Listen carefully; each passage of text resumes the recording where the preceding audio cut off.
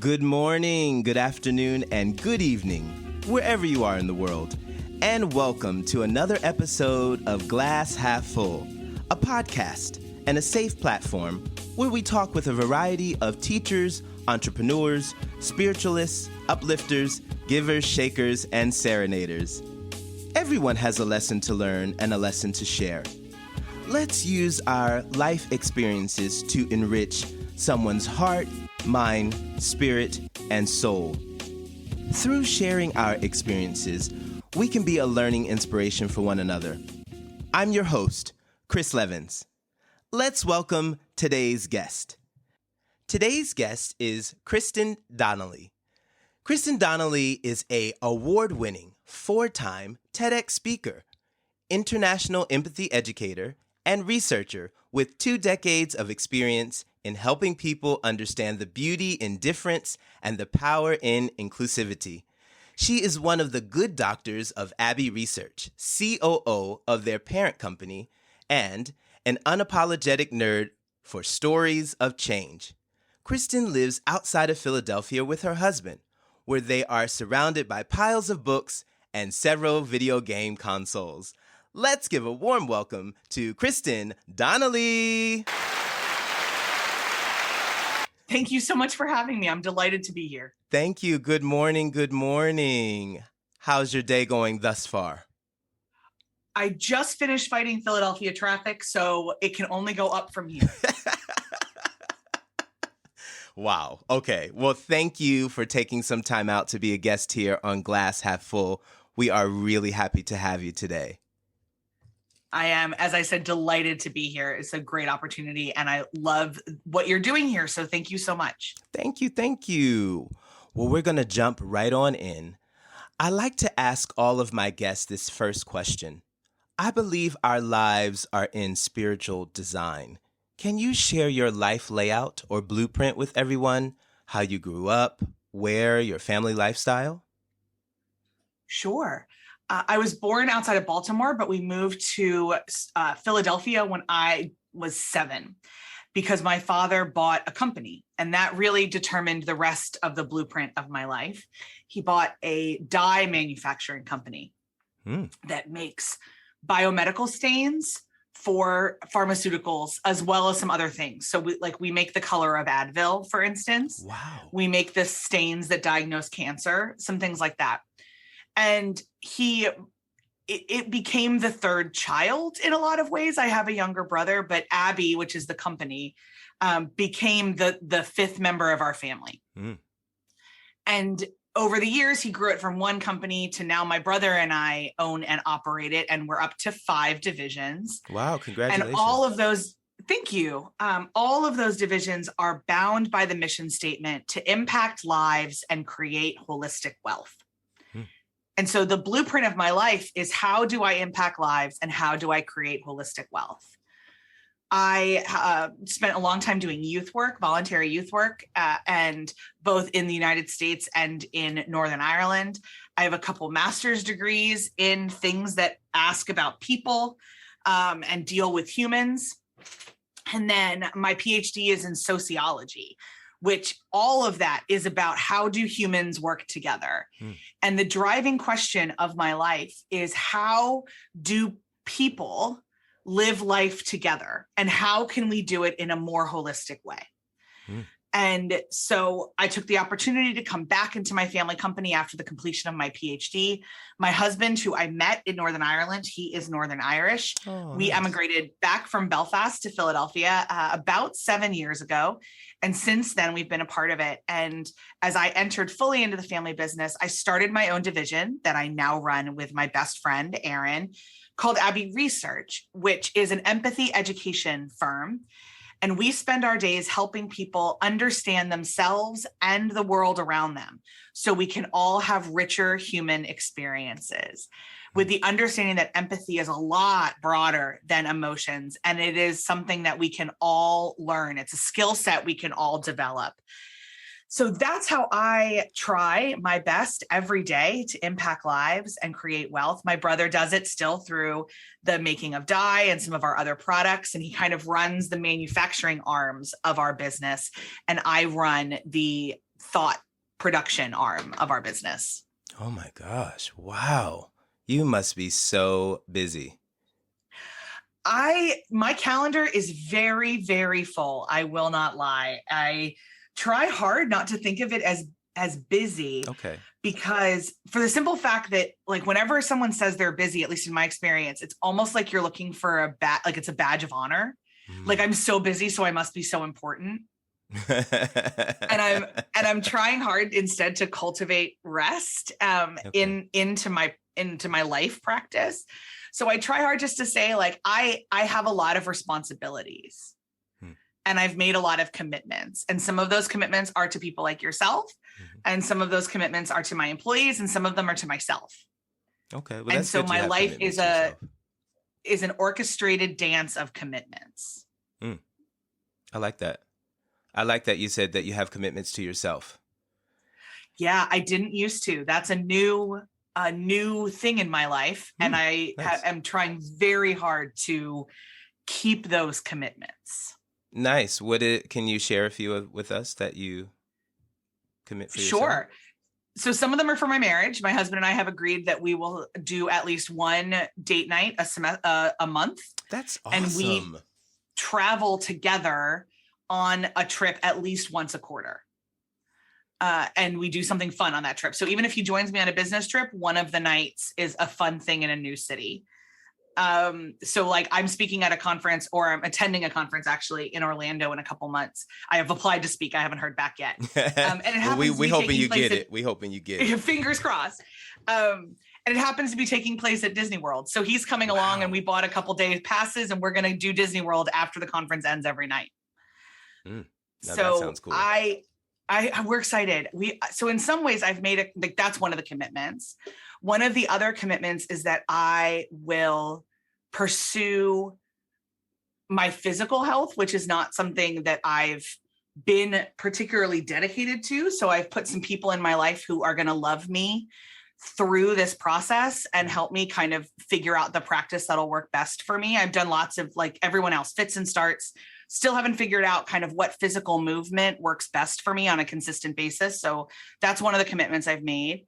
And another one is to read books that make me happy. So I read lots of books for work, lots and lots. I read hundreds of books a year, but that also needs to include books with no quote unquote professional productive value. So I read a lot of romance novels. Okay. My mom does too. Yeah, I love them. And I will not be shamed by anybody for loving them. And that's kind of another commitment. So that's just a few off the top of my head. But a lot of my commitments to myself are also commitments to my friends, to my team.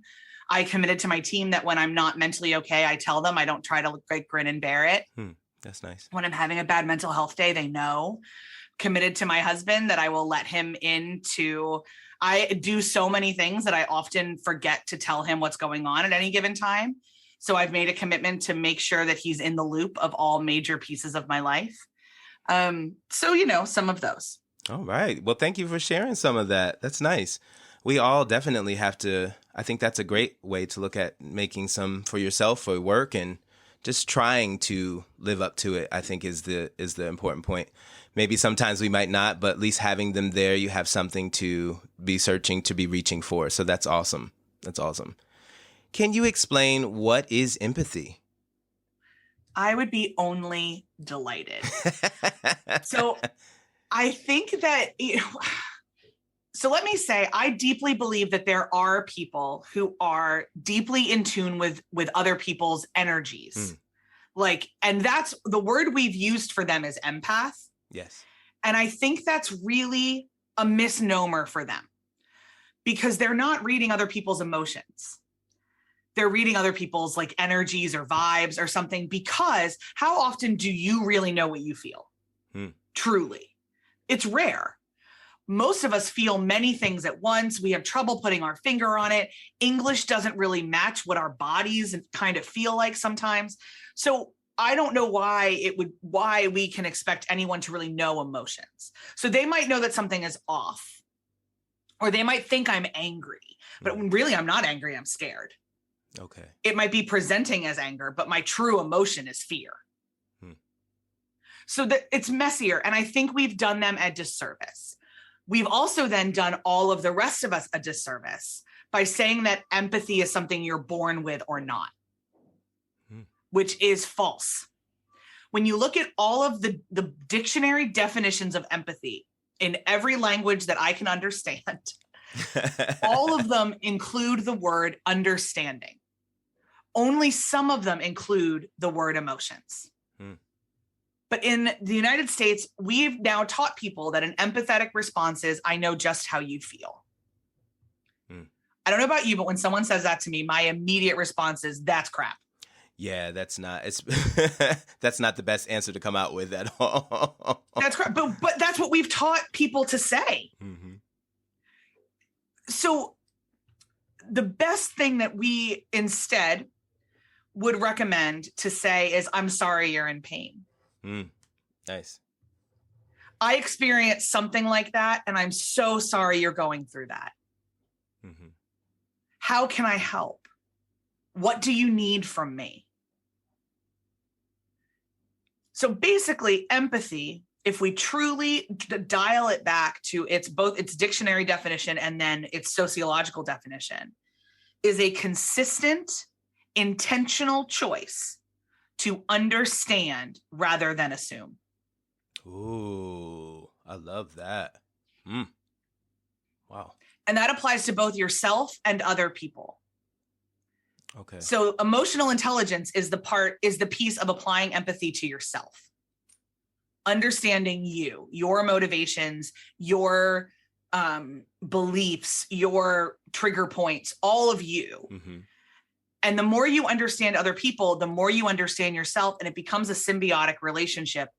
As long as you are making a commitment to understand, you are practicing empathy. It is hard as all living get out.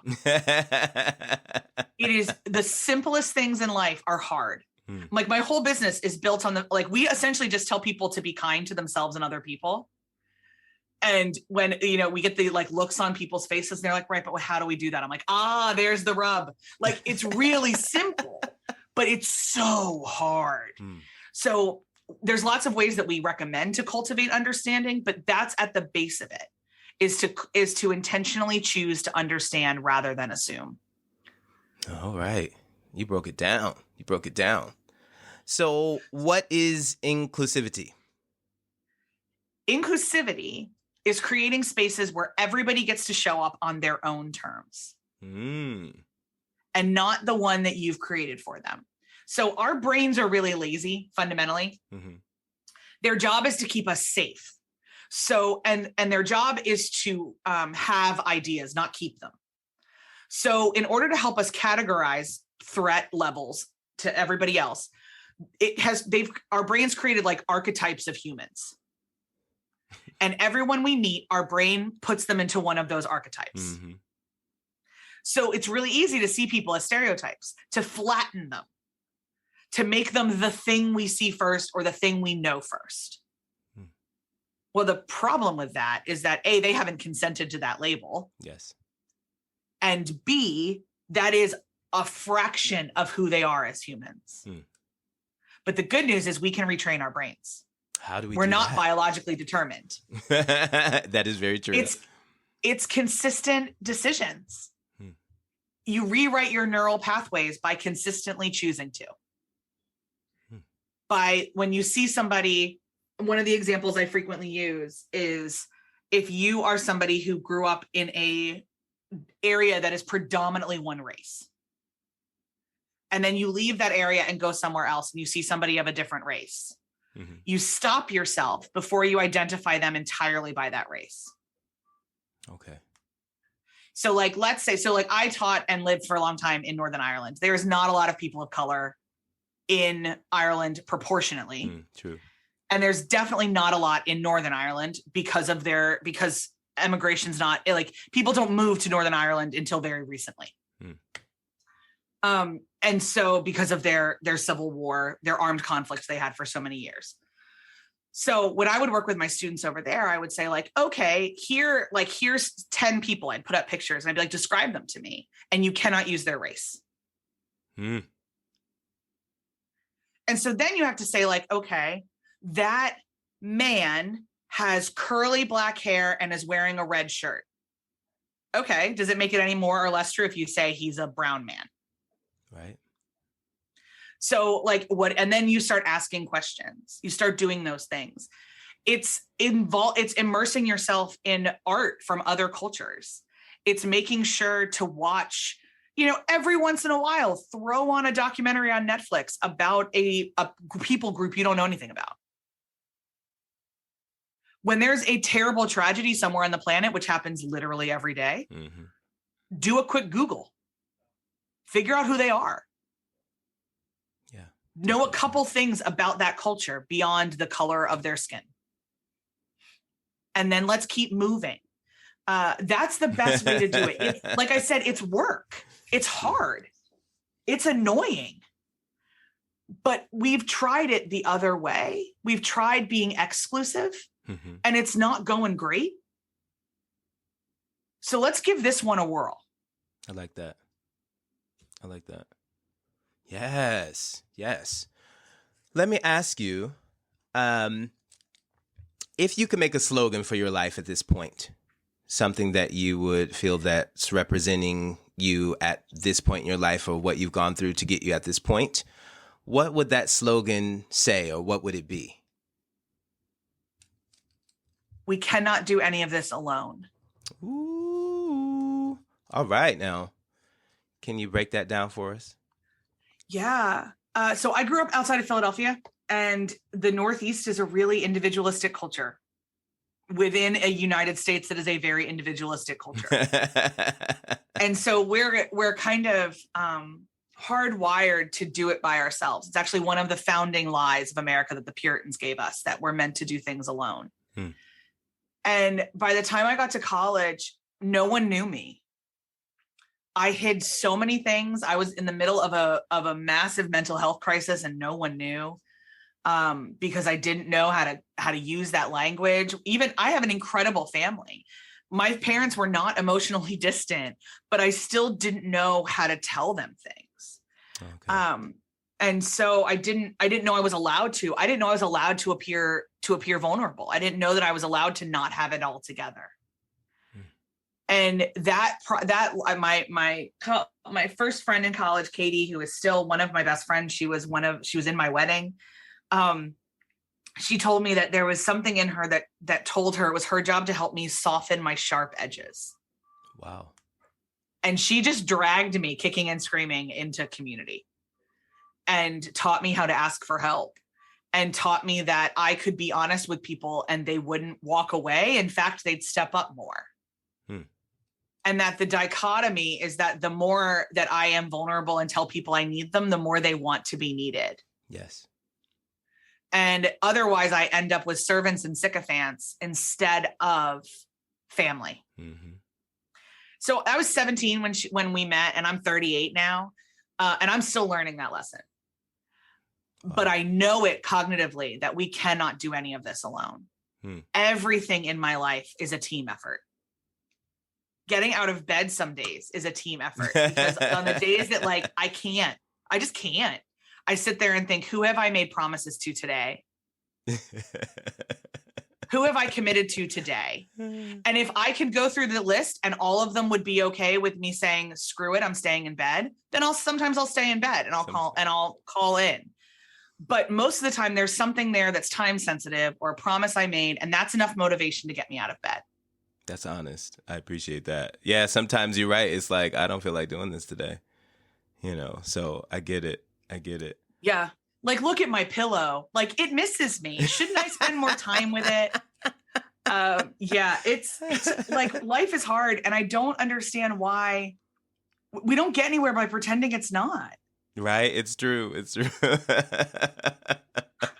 This human thing, this human thing is so hard that at the end of it, we die. Like, it literally kills us being human. So it totally takes the life out of us, right? It literally does. So let's, we're biologically wired to live in community. I can do all the arguments. Like, there's a bio There's a theological argument. There's a psychosocial argument. Every single discipline of studying humanity agrees that we're supposed to be doing life in units. And yet. Yeah. Oh my gosh. Well, on this note, how do you feel about wasted time? Do you feel it's good for the body, mind, and soul, or every I'd minute love to wasted? reframe that word wasted. Okay, let's reframe it. What would you like to So replace it with? I loathe wasted time when someone else is wasting my time and not honoring my time. Ooh. Like Okay. when I am asked for a 60-minute meeting and we're hitting 55 minutes and no one has said, hey, do you have some extra time? And they just keep talking and they make it a 90-minute meeting. Ooh. That is not honoring my time or my humanity. That is centering themselves and their agenda over me. So true. that is maybe that time isn't wasted, but it's an inappropriate centering of themselves in terms of my selfish type of ordeal. Yeah. Time that is used to bring joy or to bring rejuvenation or to bring laughter is never wasted. It is rejuvenating time. Yes. Nice. So theologically, I'm a trained pastor, I think in theology a lot. So, the best way I know how to say this is that, take away what you believe about creation, all of those kind of things. But if we do a 7-day creation and on the 7th day, God rested, think about this. We are told to build in time for naps and snacks. Like every 6 days we were going to burn out. And so we should take a day off. That's been one of the founding truths of at least 5 religions off the top of my head for a couple millennia. And no one does it well. It's so true. It is so true. Like honestly, like we all believe that we need to stop. We just don't. Some people just don't know how to. And that's the thing. So this is where I kind of get into my rant about how American culture values productivity over personhood. Wow. And so when you leave America and you go to other cultures, like I joke all the time that Ireland is allergic to productivity. Like there's a reason that the Irish aren't a superpower and it's not Guinness. Like the reason is that, colonization is why they're not, but truly they prioritize family over absolutely everything else. Oh, wow. That's nice. Everything. That gets toxic as crap sometimes. It's not a beautiful, everything's a double-edged sword. But it was not unusual. I was writing a PhD. I had 3 years to do it. And I was working 2 jobs at the same time. Wow. And yet on a Saturday afternoon, I'd go to a pub for 5, 6, 7 hours and we'd all just sit around as friends and catch up and shoot the shit and hang out. Now that's cool. And that wasn't by anyone except my anxiety referred to as wasted time. Wow. In the United States, that's wasted time. Yes. But it's not, because I would leave those things reminded that I am loved and supported, having laughed, having learned something about my friends. And we all have our phones out. So we're scrolling the internet. We're talking about Northern Irish politics. We're dissecting the latest episode of Great British Bake Off. We're talking about what's going on with our families. Like life is happening. And life happening is never wasted. That's so great. I agree. So a huge part of this is understanding that rest is anti-capitalism, which means it's anti-empire, which is what America truly is. So the choice to rest feels weird in our bodies. It feels wrong because we've been told if we're resting, we're not contributing to the empire. Spoiler alert, our responsibility is not the empire, it's us. Yes. Yes. So if you're not wasting time according to you, you're probably not wasting time. Now I say that we all we can talk about some labor disparities within households. I don't love it when, somebody comes home from work and just sits for the rest of the night while everybody else does the labor, unless that's agreed ahead of time. Right. I do think there are people who push off their responsibilities onto other people, but that's not rest. That's selfishness. Yeah, that is. And we just use that word for the same. We use English is pretty limited.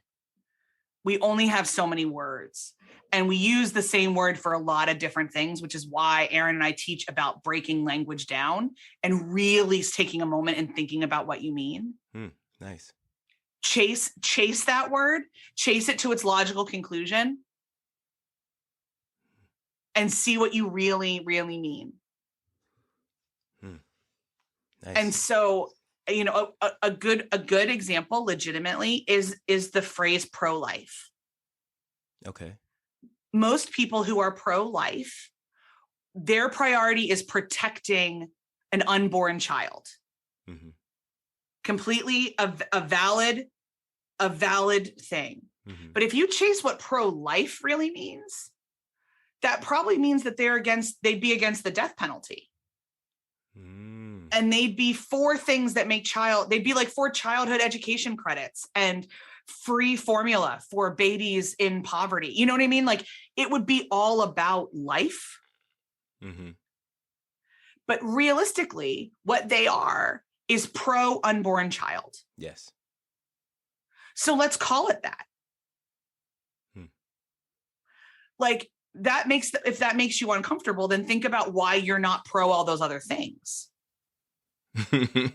Right.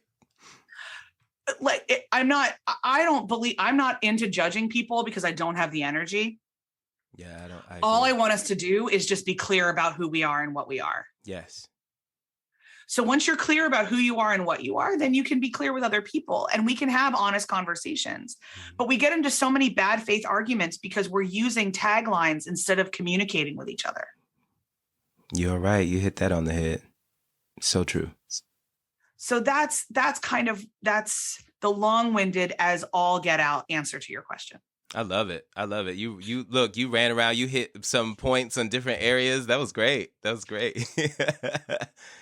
great. Let's change areas. And I want to talk about that there are 3 books that you recommend that every human should read. Can you share with us what those 3 books are? I'd love to. And I've probably changed them since I answered this for you. But so I could change it. I'm a reader in that I have a book with me, at least 10 of them at all times. Like, wow. I breathe books. If your listeners could see my office, I have 9 bookshelves in my office and boxes of books on the floor. Like, I love books. Wow. I love stories. My mom it's does what too. I've always loved. Wow. So right now, the 3 that I would recommend, the first one is To Kill a Mockingbird. Oh, I love that. It is one of the most formative books in my life. And like most American high school students have read it and no one outside America has. So it's one of the things. I'm taking my husband to see the play. Oh, nice. In a little bit. And I know he's never read the book or seen the movie or done anything because it's such an American story. It wasn't required reading in British schools or the Irish Catholic schools that he went to. Mm-hmm. But I think it's such an important lesson, and it's become, walk around in someone else's shoes has become such a joke. But Harper Lee, like, she gave us that idea. Right. She gave us that phrase. And so that's a really big one. The other one is a book called Mountains Beyond Mountains. Mm-hmm. And it's by a man named Tracy Kidder. And it's about the late Dr. Paul Farmer, who started an organization called Partners in Health. Mm-hmm. And Paul's, which is one of my favorite nonprofits on the planet. There's about 5 that I will stump for anywhere, anytime, any place. And that's one of them. And what Paul and his partners did was start an entire hospital system in Haiti while he was in medical school in Harvard. Wow. Because his mission was to bring excellent healthcare to every corner of the planet so that you could have world-class healthcare regardless of where you were born. Nice. And I've gotten to see it work in Rwanda, and it is just the most beautiful thing. But the story of how he did that and the choices he had to make and the way he built trust within the community and kind of everything else, and even just spend 200 pages thinking about how incredibly unequal healthcare is around the world. So true. Just spend a couple hundred pages considering that if a woman dies during childbirth is largely dependent on the zip code she lives in when she gives birth. Wow. Wow.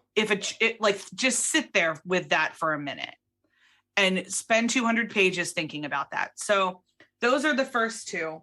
And I'll say, like, within the To Kill a Mockingbird, there's so much fiction that I think everyone should read. We learn from stories. So true. People that say I don't read fiction because it's not worth my time, like, you can miss me with that. We learn from stories.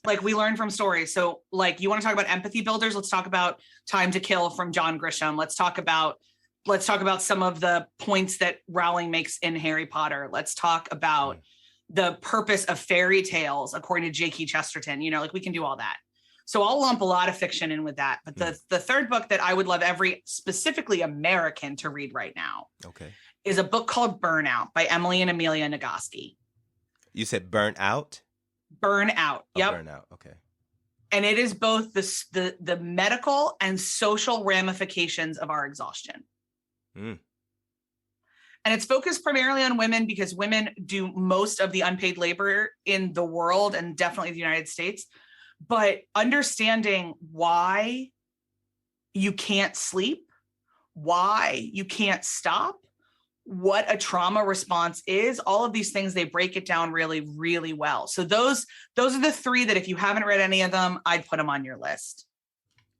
Okay, look, I was like, I only know the one on there was To Kill a Mockingbird, which I played a role in that and I have read it. So, but the other two, thank you for the information. I will be checking that out. Most definitely. You're welcome. Yes, nice. Let me ask you, I hear that you say curiosity is a superpower. Why is that? Man, because it turns the world. Like, every element of human progress starts with a question of what if? What if we did this differently? What if, Steve Jobs, what if you had a computer that fit in your pocket? Yes. What if I went over that mountain? What if I marry this person? What if we take this vacation? What if I build this business? What if I buy this shirt? All human change starts with curiosity, and we just don't actually name it that. But the more you cultivate your curiosity, the more you learn to ask, I wonder, about anything and everything. I wonder what life is like for people who live in Tibet. There's elections happening in the Philippines right now. I wonder what Filipino people really think about Duterte. Yeah, if you don't already know, yeah. Or if you think there's a lot, like, the kind of beauty of English being so universal is that Google will translate almost any website for you. It is so true. I live in Japan, so I know about it. Yes. Yeah. I mean, pick a country, pick a sports star. Like, I remember when, I'm obnoxious. Like, when I watch things now, I'm always on Wikipedia learning about it. And that's my starting gate. Wikipedia is not perfect, but nothing is. And it's a good starting place for a lot of curiosity. I like that. And so, I remember when we were watching White Christmas a couple years ago as a family, I was like, I wonder what Bing Crosby was like as a human. So I start Googling. I find out he wasn't great to his first round of kids, a lot better to his second round of kids. But he wasn't a great dad in his first marriage. Cool. So that's a pattern that happens with a lot of workaholics. They're not fantastic with the first round, and they're better either with the second round or with grandchildren. So what does that teach me with my workaholic tendencies? That teaches me I have to be intentional about time with my husband. That teaches me I need to prioritize my niece and nephew. That teaches me I need to prioritize the other people I've made covenants with, my best friends. Because I can really easily fall into that trap. I recognize a lot of I'm not an external perfectionist, but I'm an internal one. And I'll work all day, all night to make everyone else believe that I am enough. When the real problem is that I don't believe I am. And I'm working to fill a void that's impossible to fill because I'm filling it with the wrong things. Exactly. But all of that mental exercise started with a Google search. Wow. Yeah, that is food for thought for sure. for sure. So my father has been an entrepreneur his entire life, even when he was working in corporate. And he will tell you the difference between a moderately successful entrepreneur and a wildly successful entrepreneur is curiosity. I like that. Yeah, I guess you're right. Because the wild one is going to be doing all kinds of things. They're just going to be like, oh, let's try this. What about this? Let's add this in there. Hey, what do you think of that? Yeah. Or walking, like he used to walk around the plant and be like, that smell, I wonder what that smell is. Or, oh, I noticed that we're doing it this way. Is there a more efficient way to do it? Or I noticed this employee is seeming really off. Let's see what's going on with them and figure out if there's a way we can support them at home. Wow. And we don't have too many people like that anymore that are, they're out there, of course. I'm sure you fall into that. We're growing. As well. But that's awesome to hear. Wow. We're growing. I think, yeah. And my most recent TEDx is actually about how to treat your employees like human beings. Nice. Because it's something that we believe deeply in the legacy. My brother and I say all the time, we may not be making dye in 30 years, but we will be treating our employees the way that we treat them. Yes. Well, it's important. And when you've been on the other side and you've had good bosses, you understand, and it makes you want to work harder. And just having that support from people who are above, hearing what you have to say, all of that it's huge.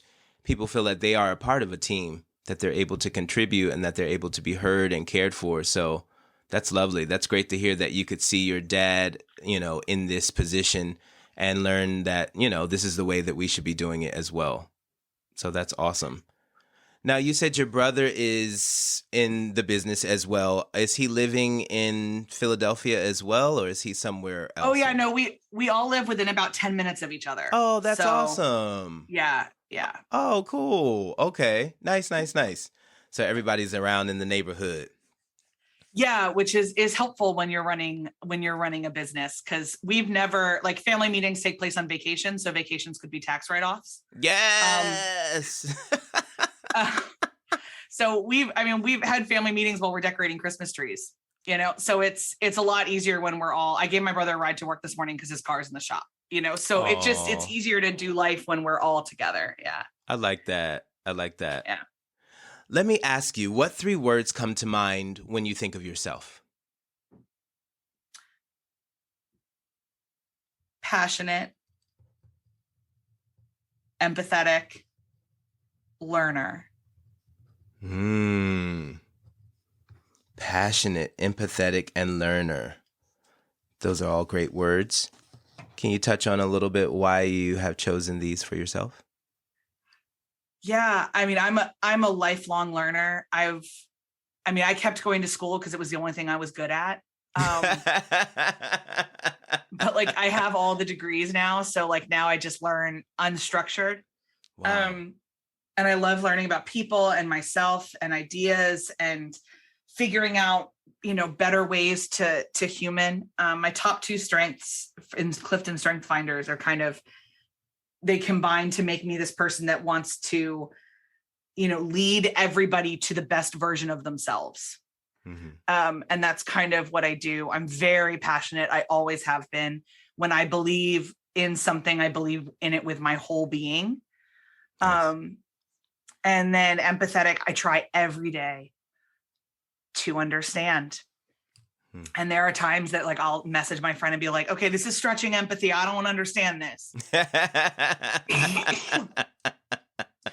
And then we'll talk through it and we'll be like, okay, well, maybe they think this, or maybe they think this, or there's topics where I know I can't really have empathy about that topic. And so I just don't talk about it with people because I can't be kind. I get it. That's honest. It's not going to be productive. It's only going to be yelling those bad faith arguments because I feel so strongly about something. So I just don't engage on that topic.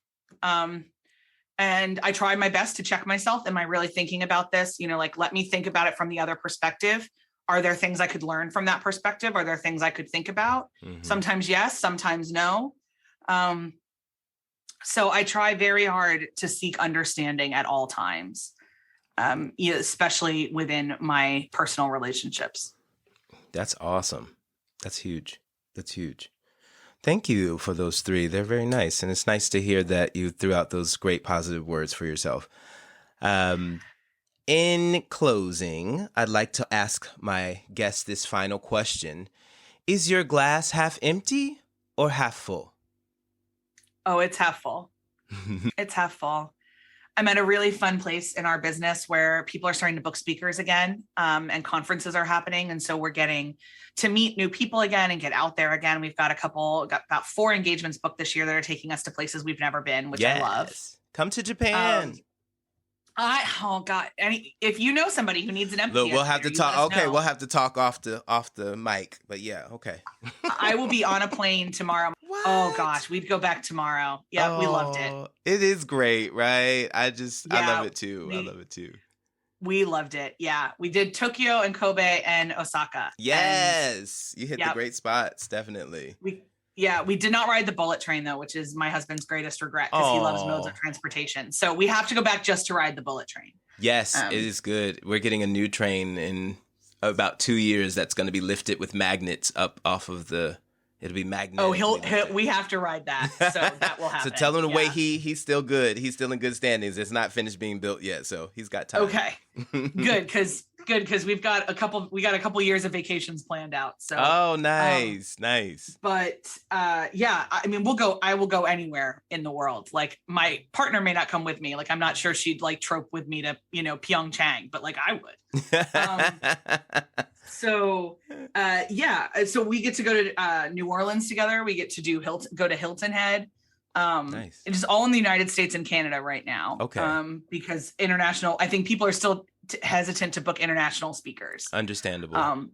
A little bit right now, which is totally understandable. Mm-hmm. But we do speak on Zoom. So it's even fun to like call in and do a keynote. I called into a group in London a couple weeks ago, and that was really fun. Oh, nice. Because obviously I love the UK and we try to go back as often as we can to Ireland and the United Kingdom. But anyway, so we're at a really fun place in our business where like that's really happening. Mm-hmm. We also run an institute that does generational research.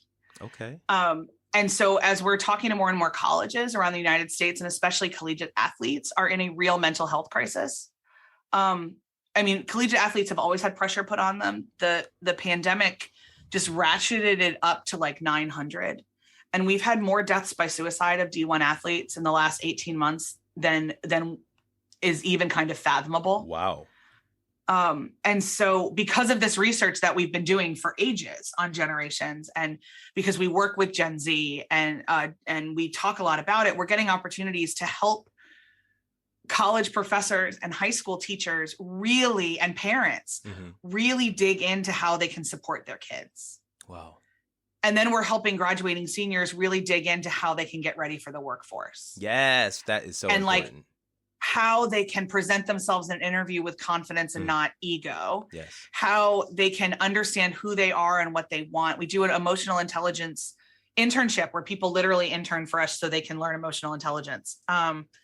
And then we make them make social media graphics and stuff too, so they get the practical skills. But the fundamentals of it is that they have to read Brene Brown and learn what vulnerability is.